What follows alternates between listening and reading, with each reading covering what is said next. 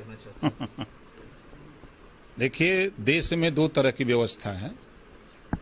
उत्तर भारत में बीजेपी के लोग गोकशी की बात करते हैं, और यही बीजेपी के लोग जब दक्षिण भारत में जाते हैं तो इनकी जबान बंद हो जाती है। दो तरह का सिस्टम देश में। मोहन भागवत जी इस बयान को क्यों कहे हैं? जितने बीजेपी के नेता हैं, बड़े नेता, या तो अपनी बेटी की या अपनी बहन की शादी मुसलमान से किए हैं, तो डीएनए तो अब मिलेगा। लेकिन गरीब, कमजोर, पिछड़े, दलित को भड़काया जा रहा है, हिंदू मुसलमान में लड़ा करके वोट की बात की जाती है।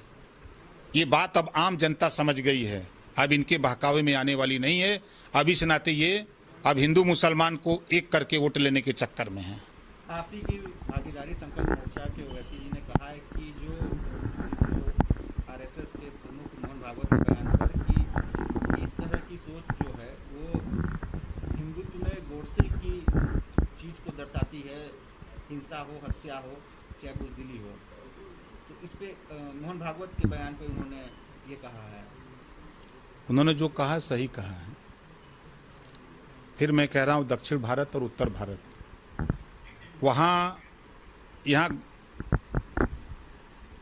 गो मांस पे पाबंदी लगती है, और वहाँ गो मांस लोग खाते हैं। एक तरफ बीजेपी के नेता समाज को लड़ाने की बात करते हैं, दंगा कराते हैं, मार कराते हैं। दूसरी तरफ यही बीजेपी के नेता हिंदू मुसलमान की जब नफरत की बात आती है तो दंगे होते हैं। और तीसरी तरफ इन्हीं को देखिए कि ये वहीं जितने मुसलमानों के बड़े लीडर हैं, सब मुसलमानों के, बीजेपी के जितने बड़े नेता हैं सभी मुसलमानों के यहाँ उनके बेटों से शादी किए हैं। अब तो डीएनए मिलेगा ही, तो दिक्कत कहाँ है? दिक्कत तब होगी जब, जैसे अभी चला रहे हैं ना, एक योगी जी का चल रहा है ना धर्मांतरण वाला कानून।